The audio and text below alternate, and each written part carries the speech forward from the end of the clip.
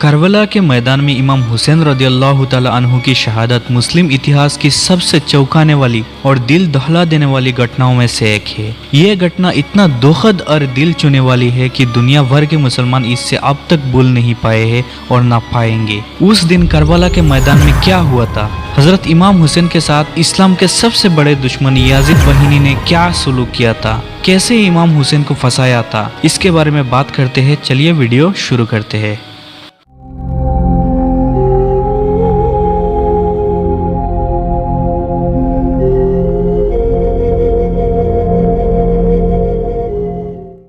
अमीर मुआविया के इंतकाल के बाद उनके बेटे याजीद ने सभी राज्य मदीना, सीरिया, कुफा आदि के शासन संभाला और गद्दी में बैठा। उस समय हजरत इमाम हुसैन मदीने में थे।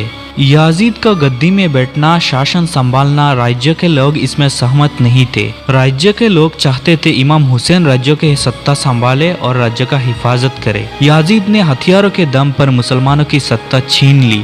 याजीद गद्दी में बैठने के बाद ही मदीना के गवर्नर के द्वारा इमाम हुसैन से याजीद की रीति रिवाज को अपनाने के लिए कहा। क्या ये मुमकिन है? हमारे प्यारे नबी हजरत मोहम्मद सल्लल्लाहु ताला अलैहि वसल्लम के पोते होने के नाते, एक सच्चा ईमानदार होने के नाते, क्या इमाम हुसैन एक इस्लाम विरोधी अत्याचारी शासक याजीद की रीति रिवाज को अपनाएंगे? इसका आंसर है ऑब्वियसली नहीं। हजरत इमाम हुसैन ने याजीद की ये आदेश को इनकार कर दिया।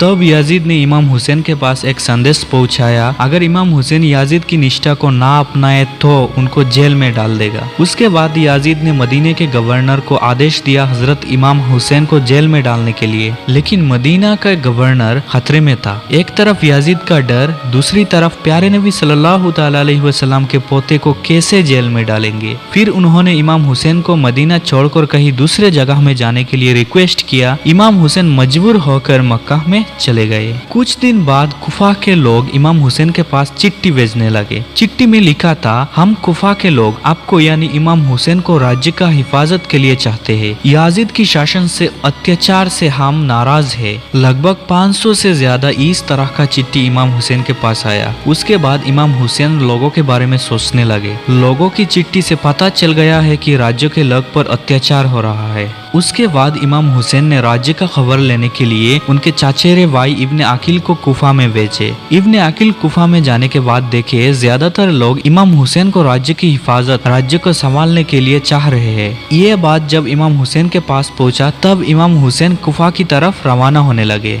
ये बात याजीद के कान में पहुंचते ही याजीद ने कुफा के लोगों को गिरफ्तार करना शुरू कर दिया था। तब इमाम हुसैन के चाचेरे भाई इब्ने अकील ने 40,000 लोगों को लेकर याजीद के सिंहासन को घेराव कर लिया था। और उस वक्त इब्ने अकील के 40,000 लोग अगर चाहते तो याजीद की नाम और निशान मिटा देते, लेकिन ऐसा नहीं किया। लेकिन उस वक्त याजीद ने पहले गिरफ्तार होने वालों कुफा के लोगों से कहा, तुम लोग बाहर जाओ और इब्ने अकील के साथ 40,000 लोगों से कहो, अगर आप लोग घेराव नहीं हटाएंगे, यहाँ से नहीं जाएंगे तो हम लोगों को कत्ल कर देंगे ये लोग। इन लोगों ने ऐसा ही किया, लोगों को जान बचाने के लिए कहा। उसके बाद इब्ने अकील के साथ 40,000 लोग घेराव हटा दिए और चले गए। लेकिन मौका ढूंढते ही याजीद के लोग इमाम हुसैन के चचेरे भाई इब्ने अकील को पकड़ लिया और उनको शहीद कर दिया। शहीद होने से पहले इब्ने अकील ने इमाम हुसैन को चेतावनी देते हुए एक चिट्ठी लिखा था। चिट्ठी में लिखा था, इमाम हुसैन अपने परिवार के साथ वापस जाने के लिए, यानी मक्का में वापस जाने के लिए। लेकिन उससे पहले ही इमाम हुसैन कुफा के लिए रवाना हो गए थे। साथ में पत्नी, बच्चों और रिश्तेदारों के साथ लगभग 75 लोग थे। रास्ते में इमाम हुसैन को उनका चाचेरे भाई इब्ने अकील का शहादत का खबर और चिट्ठी हाथ में आया। तब इमाम हुसैन ने कुफा के रास्ता छोड़कर सीरिया का रास्ता अपनाया। मकसद था याजीद से मिलना, लेकिन याजीद के फौज ने रास्ते में ही रोक दिया और वहाँ युद्ध शुरू हो गया था। याजीद फौज से इमाम हुसैन का फौज बहुत छोटी थी, लेकिन वो पीछे हटने वालों में से नहीं थे। वो असदुल्लाहिल गलीब है, हजरत अली इब्ने अबू तालिब के खून, हुजूर सल्लल्लाहु ताला अलैहि वसल्लम का आदर्श उनके साथ था। उसके बाद युद्ध करते करते करबला के उस मैदान में पत्नी, बच्चों और साथियों के साथ उनका शहादत हो गई। उस दिन अगर इमाम हुसैन ने याजीद की बात अपना लिया होता तो शायद वो और उनका परिवार बच जाता, लेकिन इन्होंने ऐसा नहीं किया। यहाँ से हमें एक सीख मिलती है, उन्होंने मुस्लिम उम्मा को अपनी जान देकर भी अन्याय अत्याचार के विरोध करना सिखाया, जान देकर भी इस्लाम का हिफाजत करना सिखाया।